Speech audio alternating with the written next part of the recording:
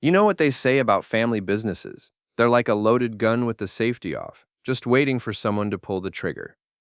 In my case, that gun was Parrish Electric, and I'd been staring down the barrel for 15 years without realizing it. My name is James Tate, and I used to think I had it all figured out.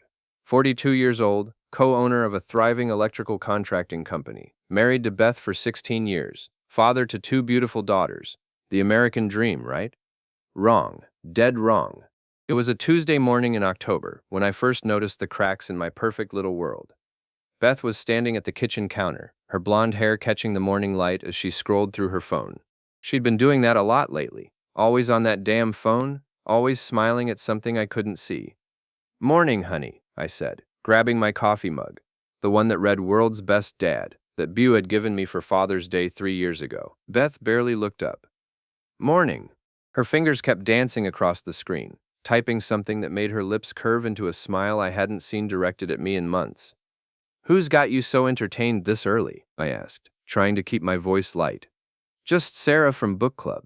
She's being dramatic about her husband again."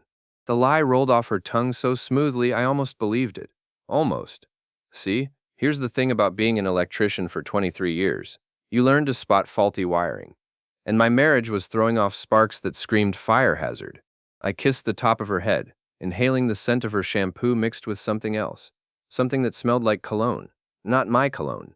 "I'll be late tonight," she said, finally looking at me with those green eyes that used to make my heart race. Now they just made my stomach clench. "Book club is discussing that new thriller everyone's talking about." "Which thriller?" I asked. She paused for just a beat too long. "The one about the cheating husband who gets what he deserves." The irony wasn't lost on me. It just hadn't hit me yet how prophetic those words would be. At Parrish Electric headquarters, a converted warehouse on the south side of town that smelled perpetually of copper wire and coffee, I found my brother John holding court in the break room. At 45, John had always been the golden boy. Taller, more charismatic, with that easy smile that made clients trust him instantly. He ran the residential division while I handled commercial contracts. "Morning, Jimmy," he called out, using the nickname I'd hated since childhood. "You look like hell. Beth keeping you up at night?" He winked at the guys, and they chuckled like trained seals. "Something like that," I muttered, pouring myself another cup of coffee. Mary and Joanne, our executive assistants and the unofficial gossip headquarters of Parrish Electric, exchanged one of their looks. These two women knew everything that happened in our little corner of the world before it actually happened. "James, honey," Mary said in her motherly tone. "You've been looking tired lately. Everything okay at home?" Before I could answer, John clapped me on the shoulder. "My little brother's just working too hard, always has. Remember when we were kids, Mom? Jimmy would stay up all night reading while I was out having fun." Our mother, Ruth Parrish, emerged from her office like a queen surveying her domain. At 73, she still owned 60% of the company and had a mind sharp enough to cut glass. "John, stop calling your brother Jimmy. He's 42 years old." She turned to me with those steel gray eyes. "James, you do look peaked. Maybe you should take Beth on a vacation. When's the last time you two had some time alone?" The question hit me like a live wire. When was the last time? I couldn't remember.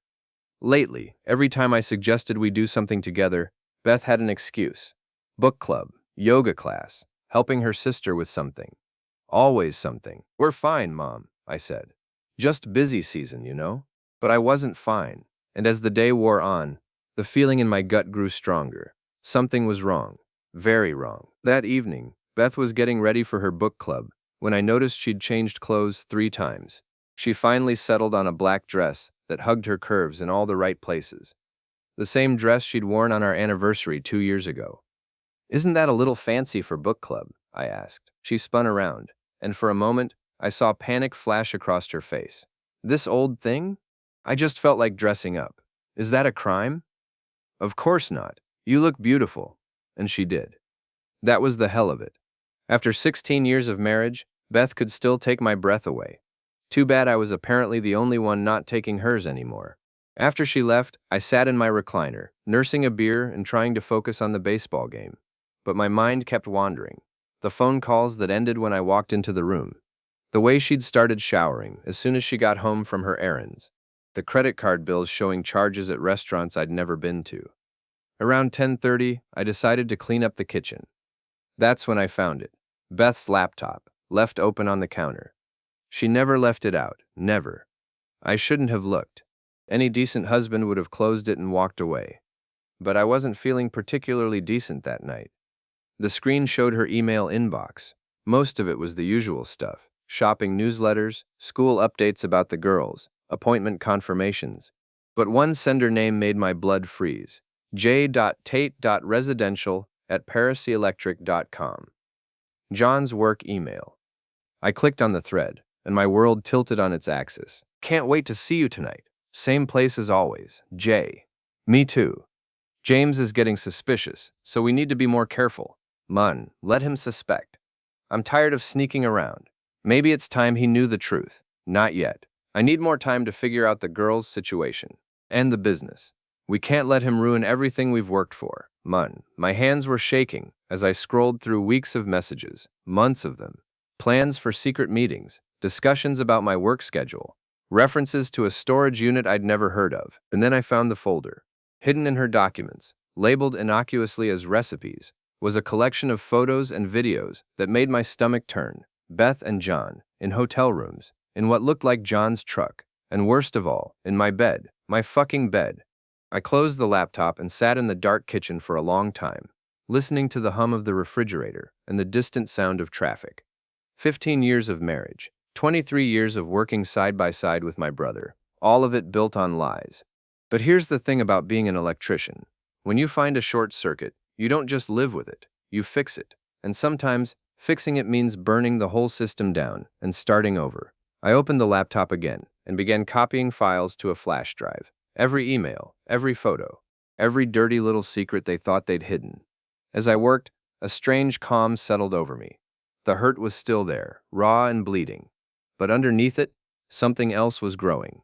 Something cold and calculating and patient. They thought they were so clever, my wife and my brother. They thought they could play me for a fool while they planned their little coup. Because that's what this was, wasn't it? Not just an affair, but a takeover. Beth had always resented that I made more money than her friends' husbands. John had always been jealous that Mom trusted me with the commercial contracts. Well, they were about to learn something about James Tate that they'd forgotten in all their scheming. I might not be the golden boy. I might not be the charming one or the popular one, but I was the one who paid attention. I was the one who planned ahead. And I was the one who never ever forgot a slight. When Beth came home at midnight, smelling like wine and lies, I was waiting in the living room with a smile on my face. "How was book club?" I asked. "Oh, same old drama." She avoided my eyes as she kicked off her heels. "I'm exhausted, going straight to bed." "Beth," I called as she reached the stairs. "Yeah? I love you." She paused, her hand on the banister, and for just a moment, I saw something that might have been guilt cross her face. "I love you too, James." Another lie, but that was okay, because in about 48 hours, the lying would be over, for all of us. I had a dinner party to plan. Nothing says family gathering like a home-cooked meal and a side of nuclear devastation. I spent the next day making calls, playing the part of the devoted husband and brother who just wanted to bring everyone together for a nice dinner. "Mom, how about you and Dad come over Saturday night? I'm making that pot roast you love." Easy sell. Ruth Parrish never turned down her son's cooking. "John, bring Linda and the kids." I feel like we haven't all been together in too long. A little harder, since John had been avoiding family dinners lately. Probably afraid he'd slip up and call my wife something other than sister-in-law. Beth's parents, too, I told my wife as she sat at the kitchen table, scrolling through her phone again. "I know your mom's been wanting to see the girls." Beth looked up sharply. "All of them? Here? That's a lot of people, James." "What's wrong? Afraid you might say something you shouldn't?" I kept my voice light, but I saw her flinch. "Don't be ridiculous. I just think it might be overwhelming." "Nonsense. Family should stick together, don't you think? Through thick and thin, good times and bad, adultery and betrayal." I let the last words trail off casually, as if I were still talking about general family values. Beth's face went pale. "What did you say?" "I said family should stick together." "Why? What did you think I said?" She stared at me for a long moment, those green eyes searching my face for something. Whatever she was looking for, she didn't find it. "Nothing. Saturday sounds fine. The beauty of being underestimated your whole life is that people never see you coming. Beth thought I was the same oblivious husband I'd been for 16 years. John thought I was still the little brother he could push around. They were both about to get a very rude awakening. Saturday evening arrived with all the warmth of a funeral. I'd spent the day cooking, cleaning, and setting up what I liked to think of as the Last Supper. The dining room table was extended to its full length, set with our best china and the good silverware we only used for special occasions. And this was definitely a special occasion. By 6 o'clock, everyone had arrived. My parents, Ruth and Harold, John with his wife Linda and their twin boys, Beth's parents, Margaret and Robert, our daughters, Beau and Bree, excited to have all their grandparents in one place. It was like a Norman Rockwell painting, if Norman Rockwell had painted scenes of domestic warfare. "James, this looks wonderful," Margaret gushed, admiring the table setting. "You've outdone yourself." "Well, I wanted tonight to be memorable," I said, catching John's eye across the room. He was standing by the fireplace, looking nervous and checking his watch, probably wondering if he could make an excuse to leave early. Linda, John's wife, looked tired. She'd been looking tired a lot lately, I realized. Dark circles under her eyes, a certain brittle quality to her smile. I wondered how much she suspected about her husband's extracurricular activities. "Uncle James, can we watch a movie after dinner?" asked one of John's boys. I could never tell the twins apart. "Actually, I have something special planned for after dinner. A little family presentation." I smiled at Beth, who was helping her mother with her coat. "Something I think everyone will find very illuminating." Dinner conversation flowed like wine, which was good, because I'd made sure there was plenty of wine. I wanted everyone relaxed, comfortable, unsuspecting. Beth seemed to be drinking more than usual, which was perfect, liquid courage for what was coming. "So, John," Ruth said, cutting into her pot roast, "how's the residential division doing? You've been working such long hours lately." John nearly choked on his wine. "Oh, you know, busy season, lots of after-hours meetings. I'll bet," I said quietly, and Beth shot me a sharp look. "James has been working late too," Beth said quickly. "Haven't you, honey? All those commercial projects." "Actually, I've been getting home earlier lately. Funny thing, I drove by the Marriott on 5th Street Thursday night around 9. Thought I saw John's truck in the parking lot." I took a sip of wine, watching John's face turn an interesting shade of red. "But that couldn't be right. You said you were at the Henderson job site until 10. The table went quiet. Even the kids sensed something was wrong. "Must have been someone else's truck," John said, his voice tight. "Must have been," I agreed. "Though it's amazing how many trucks look like yours these days. Same make, model, even the same dent in the tailgate from when you backed into Mom's mailbox last Christmas." Linda was staring at her husband now, a frown creasing her forehead. "John, you didn't mention going to any hotel Thursday night." "Because I didn't. James is mistaken." "Oh, I'm sure I am," I said, standing up. "In fact, I'm wrong about a lot of things lately, which is why I thought tonight would be a perfect time to clear the air. Get everything out in the open." I walked over to the entertainment center and picked up my laptop. "I hope everyone saved room for dessert, because I have something sweet to share." Beth was on her feet now, her face white as the tablecloth. "James, what are you doing?" "Just a little family slideshow, sweetheart. You know how much I love documenting our memories." I connected the laptop to our big screen TV and opened the folder I'd prepared. "Now, some of these might be a bit adult in nature. Kids, why don't you go play in the basement for a few minutes?" "Dad, what's going on?" Beau asked, looking between her mother and me with worried eyes. "Just some boring grown-up stuff, honey. Take your brother and your cousins downstairs. I'll call you when we're ready for ice cream." The kids left reluctantly, and I waited until I heard their footsteps on the basement stairs before turning back to my audience. 8 adults, all staring at me with various expressions of confusion, concern, and growing dread. "Now then," I said, clicking to the first slide. "Let's start with some text messages, shall we?" The first screenshot appeared on the screen, one of John's emails to Beth, complete with timestamp and explicit content. The room erupted like a volcano. "Jesus Christ," Harold muttered. "Oh my God," Linda whispered, her hand flying to her mouth. Margaret started crying. Ruth looked like she might faint. Robert was staring at the screen with the expression of a man watching a train wreck in slow motion. But I wasn't done. Not even close. "This is from 3 weeks ago," I said conversationally, clicking to the next slide. "But don't worry, it gets better, or worse, depending on your perspective." More emails, text messages, Photos that left nothing to the imagination.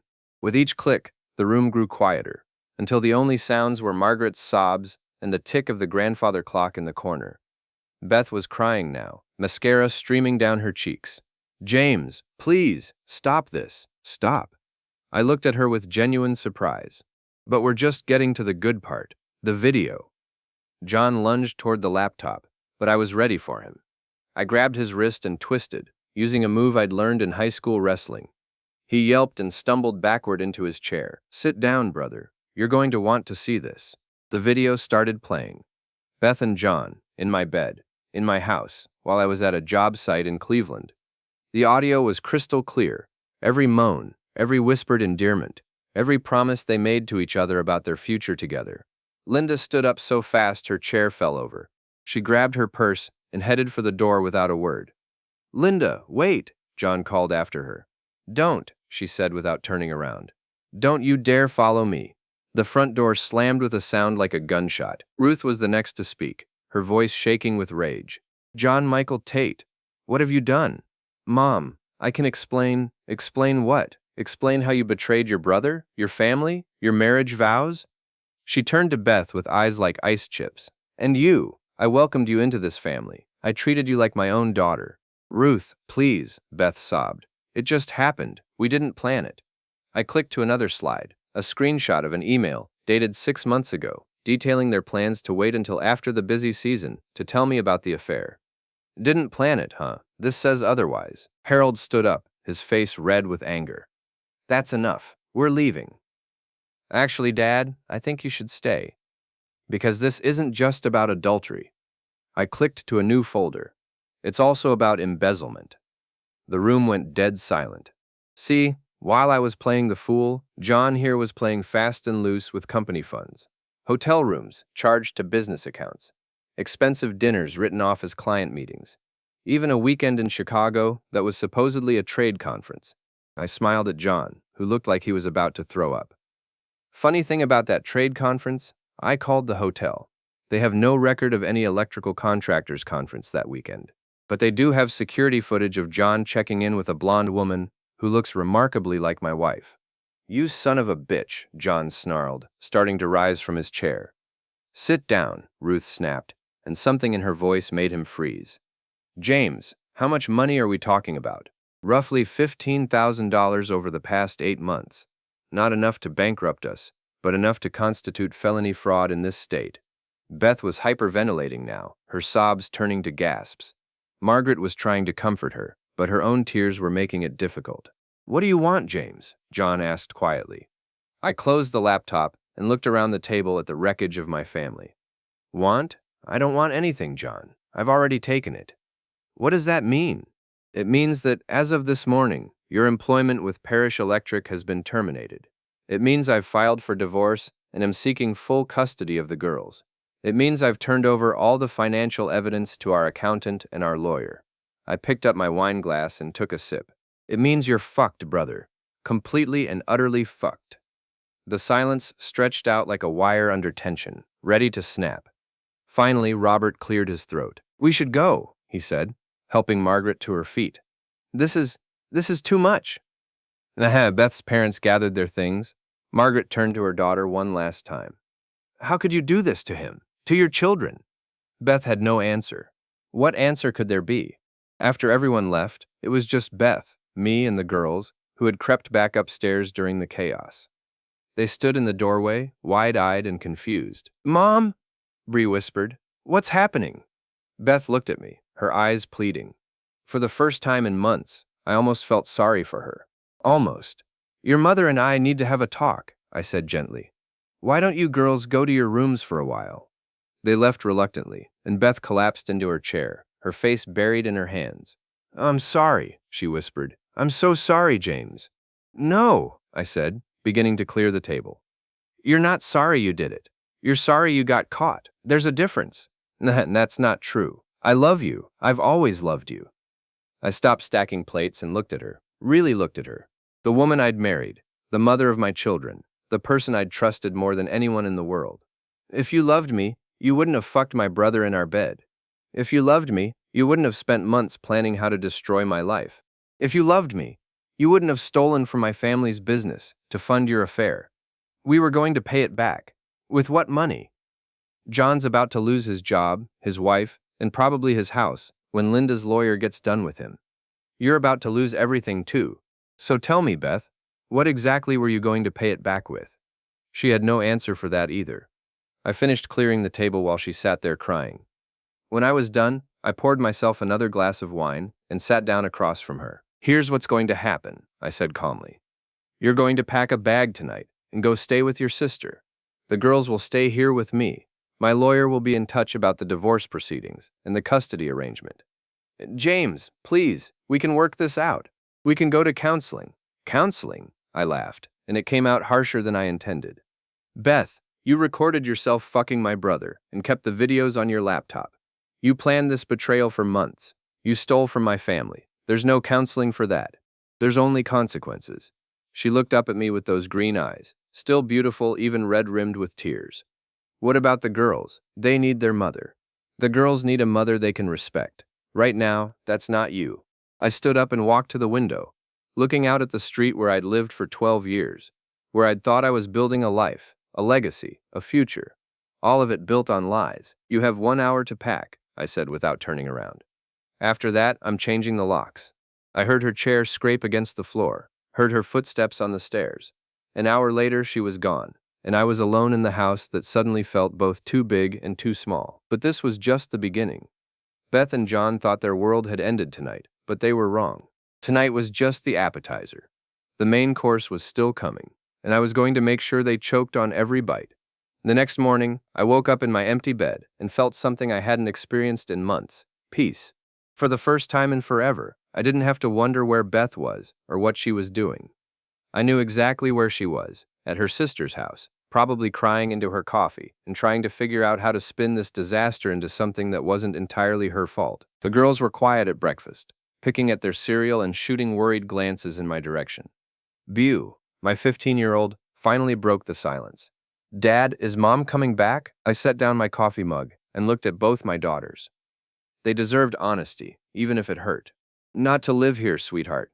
Your mom and I are getting divorced.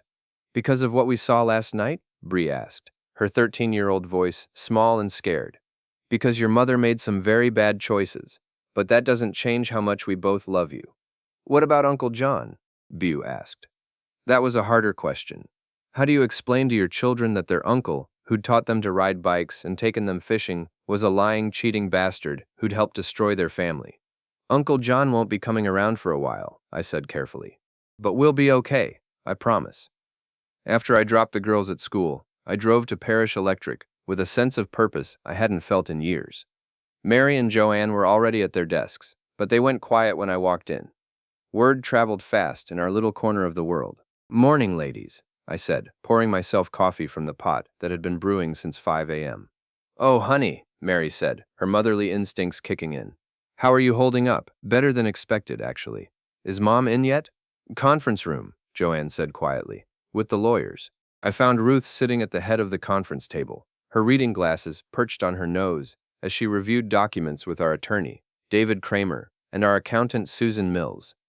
She looked up when I entered, her expression unreadable. James, sit down.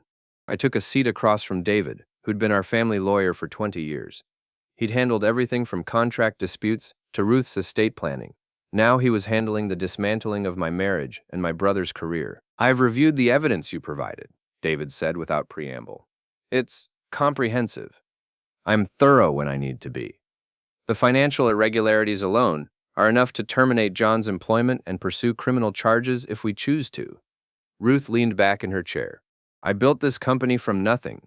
Your father and I started with a pickup truck and a toolbox, and we turned it into something worth $3 million. I will not let anyone, family or not, destroy what we've built. What are you saying, Mom? I'm saying John is out, effective immediately. His access to company accounts has been revoked, his company credit cards canceled, his office cleaned out. Her voice was steel wrapped in velvet. As for criminal charges, that's up to you. He's your brother. I thought about it for a moment. John sitting in a jail cell would be satisfying, but it would also be quick. Over in a few months, with good behavior. I had something more permanent in mind. No criminal charges, but I want him blacklisted from every electrical contractor in the tri-state area. I want his reputation destroyed so thoroughly that he couldn't get hired to change a light bulb." Ruth smiled, and it wasn't a nice smile. "Consider it done." Susan, our accountant, cleared her throat. "There's another matter we need to discuss. With John gone, we need someone to take over the residential division immediately. We have contracts worth over $500,000 that need supervision." "I'll handle it," I said. "James, that's a lot of additional responsibility," Ruth warned. "You're already managing the commercial side." "I can handle it. Besides, I know John's clients. Most of them trust me more than they trusted him anyway." That wasn't entirely true, but it would be by the time I was done. John might have been the charming one, but I was the one who actually knew the business inside and out. By noon, word had spread through the company like wildfire. John Tate was out, and nobody was quite sure why. I let the speculation build for a few hours before calling an all-hands meeting. The warehouse floor was packed with electricians, office staff, and supervisors, about 40 people total. These were good people, hard-working folks who'd been loyal to Parish Electric for years. They deserved to know the truth. "I'm sure you've all heard rumors about John's departure," I began, standing on a makeshift platform made of electrical supply crates. "I want to set the record straight." The room was dead quiet. You could have heard a wire nut drop. John Tate was terminated this morning for embezzlement and breach of fiduciary duty. Over the past 8 months, he used company funds for personal expenses, totaling approximately $15,000. A murmur ran through the crowd. 15 grand wasn't enough to sink the company, but it was enough to buy a lot of groceries, pay a lot of bills, cover a lot of car payments for the people standing in front of me. Additionally, John violated his employment agreement by engaging in an affair with my wife, using company time and resources to facilitate their relationship. The murmur became a roar. Everyone started talking at once, voices raised in shock and anger. I held up my hand for quiet. "I know this is a lot to process. John was family, and his betrayal cuts deep. But Parish Electric is bigger than any one person, including John, including me. We have work to do, clients to serve, and bills to pay. So here's what's going to happen." I outlined the transition plan, assigning John's projects to other supervisors and promoting 2 senior electricians to fill the gaps. By the time I was done, the shock was wearing off and being replaced by something else: loyalty. These people had seen their boss get screwed over by his own brother, and they were rallying around me. "Any questions?" I asked. Tommy Rodriguez, one of our best residential guys, raised his hand. "What about John's clients? Some of them might be upset about the change." "Let me worry about the clients. Your job is to do the work you've always done. The best electrical work in the city. The clients will see that quality speaks louder than charm." After the meeting, Mary and Joanne cornered me in my office. "Honey, we are so sorry," Mary said, her eyes bright with unshed tears. "We had no idea John was stealing from the company. But we did suspect something was going on with him and Beth," Joanne admitted. "The way they looked at each other at the Christmas party. The way they'd both disappear during company events. Why didn't you say anything?" The 2 women exchanged glances. "It wasn't our place," Mary said finally, "and we hoped we were wrong." "Well, you weren't. But that's not your fault. It's theirs." That evening, I was reviewing John's client files when my phone rang. The caller ID showed John's number. "Hello, brother," I answered. "James, we need to talk. I think we said everything that needed saying last night.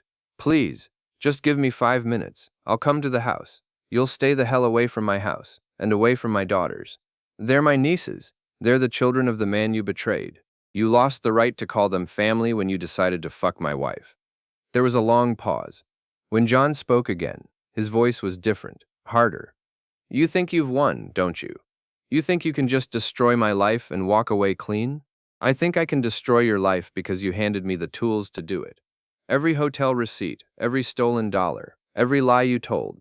You gave me all of it. I know things about you too, James. Things that could ruin you just as easily." I leaned back in my chair, genuinely curious. "Such as the Morrison job. The shortcuts you took with the wiring to save money. The safety violations you covered up." I started laughing. I couldn't help it. "John, you pathetic bastard. I didn't take shortcuts on the Morrison job. You did. And I documented every single violation, every corner you cut, every safety protocol you ignored. It's all in your personnel file, along with my written warnings that you chose to ignore. The silence on the other end was deafening. You see, that's the difference between us, I continued. You think with your dick and hope for the best. I think 3 moves ahead and document everything, so please, by all means, try to blackmail me. I'd love to see how that works out for you. This isn't over, James. Yes, it is. You just don't know it yet. I hung up and went back to the client files. 3 moves ahead, just like I'd told him. John was thinking about revenge, but I was already implementing it. The next morning, I started making house calls to John's biggest clients, the Hendersons, who were having their whole house rewired, the Kowalskis, who'd hired us to upgrade their electrical panel, the Martins, who were building a new garage with a full workshop. Mr. Henderson, I wanted to personally apologize for the disruption in your project. John Tate is no longer with the company, but I'm going to personally oversee the completion of your rewiring. What happened to John? He seemed like such a nice young man. Personnel matters are confidential, but I can assure you that Parrish Electric stands behind our work 100%. In fact, I'm going to honor John's original quote even though material costs have gone up since he bid the job. Bye.